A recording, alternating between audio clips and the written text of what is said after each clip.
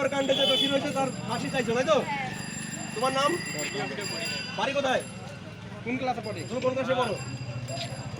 দেখতে পাচ্ছেন ক্লাস 7 এর একজন ছাত্রী, তারাও আজকে এই তাদের মায়ের সঙ্গে মাসির সঙ্গে আজকে এই সারা বাংলা যেখানে আন্দোলনে নেমেছে আজকে ক্লাস 7 এর। তুমি কোন ক্লাসে পড়ো?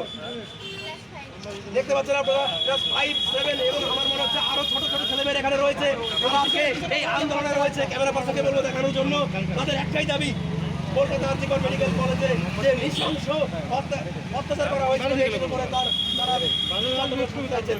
বলছি যে তোমার কি দাবি রয়েছে? তোমার নাম কি? বাড়ি কোথায়? পড়াশোনা করো? কি হতে চাও? আপনারা দেখতে পাচ্ছেন 9, 7, 5 এবং আরো ছোট ছোট শিশুরা এখানে রয়েছে, তারা আছে তাদের মা, কাকিমা, মাসিমা এদের সঙ্গে এখানে রয়েছেন এবং এখানে অনেক যুবকেরা রয়েছে, তারাও